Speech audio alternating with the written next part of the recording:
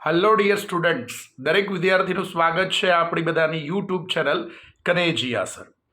હવે વિદ્યાર્થીઓ, તો આવનારી ફોરેસ્ટ ગાર્ડની પરીક્ષા જે છે, જે ટૂંક સમયમાં એનું આયોજન થનાર છે, અથવા બીજી કોઈ પણ જીપીએસસીની પરીક્ષા છે કે ક્લાસ 3ની પરીક્ષા છે, તો એમાં પર્યાવરણ વિશે, એન્વાયરમેન્ટ વિશે બહુ જ મહત્વનો સાબિત થઈ રહ્યો છે. આજના સેશનમાં આપણે એન્વાયરમેન્ટનો એક એવો ટોપિક ચર્ચામાં લેવાના છીએ જે તમારી આવનારી કોમ્પિટિટિવ એક્ઝામમાં 100% પૂછાવાની શક્યતા નહીં, એનાથી પણ આગળ 100% પૂછાશે એવો એક ટોપિક, એટલે કે COP28. યસ વિદ્યાર્થીઓ, COP28, જે કોન્ફરન્સ ઓફ પાર્ટીઝ, જે 28મા નંબરની હમણાં જ દુબઈ ખાતે થઈ, યુનાઇટેડ આરબ અમીરાતના દુબઈ ખાતે થઈ, જેમાં આપણા મોદી સાહેબે ભાગ લેવા ગયા હતા. એ તમને બધાને ખ્યાલ જ હશે. તો આ COP28 મોસ્ટ ઇમ્પોર્ટન્ટ ટોપિક નહીં, એનાથી પણ આગળ પરીક્ષામાં પૂછાવાનો છે. તો COP28 વિશે પરીક્ષાલક્ષી તમને સમજાવી લઉં છું. તો COPનું ફૂલ ફોર્મ થાય છે કોન્ફરન્સ ઓફ પાર્ટીઝ. આ COP28 જે છે, અથવા તો જે COPની બેઠકો છે, એનું આયોજન United nation framework convention on climate change અંતર્ગત થાય છે, જેને આપણે કહીએ છીએ UNFCCC અંતર્ગત થાય છે. ફરીથી રિપીટ કરું છું, United nation framework convention on climate change અંતર્ગત થાય છે, UNFCCC અંતર્ગત થાય છે. તો એવી 28મા નંબરની કોપની બેઠક આ વર્ષે, એટલે કે 2023માં એનું આયોજન થયું. ઓકે, ક્યાં થયું? તો દુબઈમાં થયું, યુનાઇટેડ આરબ અમીરાતના દુબઈમાં થયું. ઓકે, હવે આ કેમ ચર્ચામાં છે? COP28 જે દુબઈ ખાતે થયું અત્યારે 2023માં, આ એટલા માટે ચર્ચામાં છે કે મોદી સાહેબ ત્યાં ગયા હતા અને મોદી સાહેબે એક પ્રપોઝલ મૂક્યો છે, એક પ્રસ્તાવ મૂક્યો છે કે આવનારા 2028ના વર્ષે ભારત કોપની બેઠકનું યજમાન પદ ભોગવશે. મતલબ આપણે યજમાની કરવા તૈયાર છીએ, એ ઇવેન્ટને હોસ્ટ કરવા તૈયાર છીએ. અને ભારતે એવો પ્રસ્તાવ મૂક્યો છે, મોદી સાહેબે એવો પ્રસ્તાવ મૂક્યો છે કે 2028ની, બરાબર? તો 2028માં ભારત કોપની બેઠકની આયોજનનું યજમાન પદ ભોગવશે. એટલા માટે આ બહુ ચર્ચાસ્પદ થઈ ગયું. ઓકે, હવે પ્રશ્ન એ થાય કે આ કોપની બેઠકનું આયોજન સર કયા વર્ષથી થાય છે? તો એ પણ સમજાવી લઉં મિત્રો. તો કોપની બેઠકનું આયોજન 1995થી થાય છે. એટલે પહેલા નંબરની કોપની બેઠક 1995માં થઈ હતી. બોલો, બધાએ મગજમાં ફિટ કરી નાખ્યું? COP1 1995. Okay, done.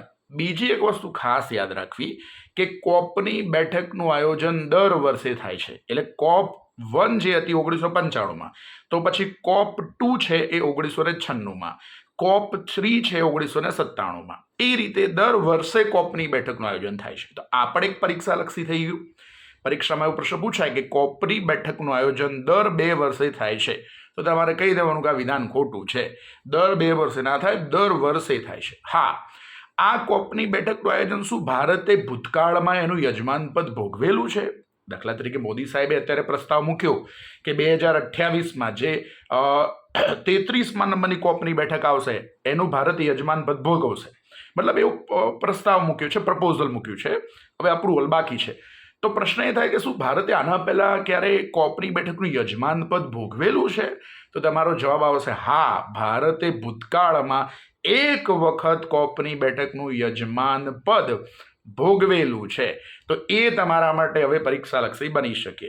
તો 2002માં જ્યારે અટલજીની સરકાર હતી, ત્યારે ભારતે કોપની બેઠકનું યજમાન પદ ભોગવ્યું હતું.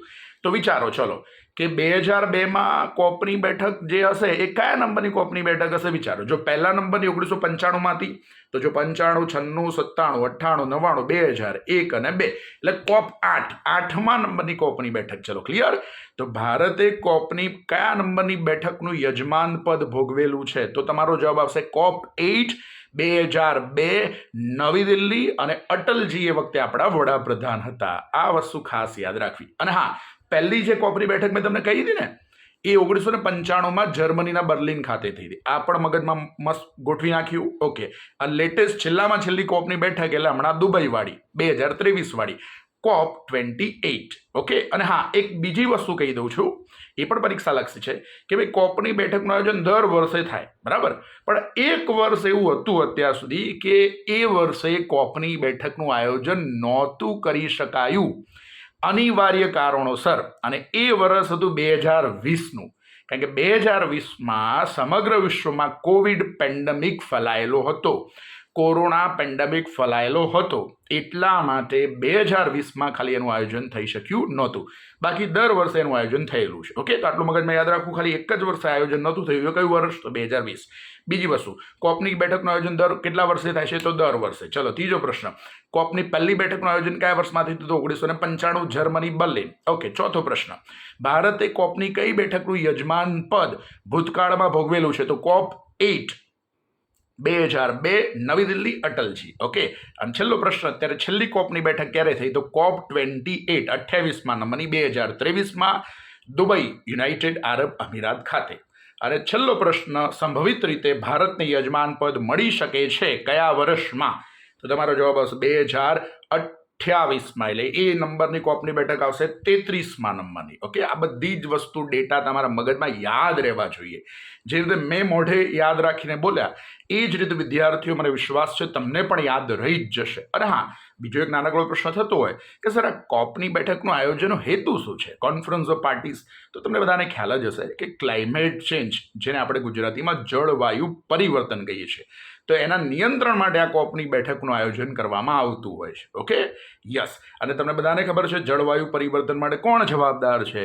તો ગ્રીન હાઉસ વાયુઓનું વધતું જતું પ્રમાણ જવાબદાર છે. એટલે આ બેઠકોનું આયોજન એટલા માટે થાય કે ભાઈ, કે જે કાર્બન ઉત્સર્જન વધી રહ્યું છે, ગ્રીન હાઉસ વાયુનું ઉત્સર્જન જે વધી રહ્યું છે, એને કંટ્રોલમાં રાખવું, એને નિયંત્રણમાં રાખવું, એ એનો મેઇન ઉદ્દેશ છે. ઓકે, અને આમાં એક કોમન એજન્ડા પણ બનાવ્યો છે કે 2050 સુધી નેટ કાર્બન ઝીરો, એ ટાઈપનો એક ટાર્ગેટ નક્કી કર્યો છે. મતલબ 2050 સુધી દરેક દેશ કાર્બન ઝીરો બની જશે. કાર્બન ઝીરો મતલબ શું? કે જેટલી માત્રામાં કાર્બન ઉત્સર્જન કરે એટલું શોષણ કરી નાખે તો અલ્ટિમેટલી કાર્બન ઝીરો ઉપર આવી જાય તો વાંધો આવે નહીં, એવું ટાર્ગેટ ફિક્સ થયું છે, નેટ કાર્બન ઝીરો 2050 સુધી. પણ તમારી જાણ ખાતર કહી દઉં, એ પણ પરીક્ષાલક્ષી છે કે ભારતે જો કે એમાં થોડી છૂટછાટ માંગી છે. આપણે એવું કહ્યું છે કે આપણે નેટ કાર્બન ઝીરો કરી દઈશું, પણ 2050 નહીં, હો ભાઈ, 2070 સુધીનો સમય જોઈશે. તો આ પણ એક સરસ મજાની પરીક્ષાલક્ષી બાબતો તમને ખ્યાલ હોવી જ જોઈએ. અને સ્વાભાવિકપણે કાર્બનનું પ્રમાણ નિયંત્રણમાં રાખવું હોય તો એના માટે રિન્યુએબલ એનર્જી પર વધારે ફોકસ કરવું પડે. પુનઃપ્રાપ્ય ઉર્જા જેવી કે સૂર્ય ઉર્જા છે, પવન ઉર્જા, એના પર વધારે ધ્યાન આપવું પડે. જોકે ભારત સરકાર અત્યારે એના તરફ ધ્યાન આપી પણ રહ્યું છે, ઠીક છે, એટલા માટે એ દિશામાં આપણે આગળ વધી રહ્યા છીએ કહી શકાય. ચલો વિદ્યાર્થીઓ, આજના સેશનમાં આટલું રાખીએ છીએ. ઓકે, આજનું સેશન તમને ગમ્યું હોય તો ફટાફટ લાઈક કરી દેજો અને તમારા ફીડબેક પણ કોમેન્ટમાં મેન્શન કરજો, હા ને. અને તમારા મિત્ર વર્તુળમાં મેક્સિમમ શેર કરજો. અને હજુ સુધી આપણી યુટ્યુબ ચેનલ સબસ્ક્રાઇબ ન કરી હોય તો ફટાફટ સબસ્ક્રાઇબ કરી દેજો. જય હિન્દ.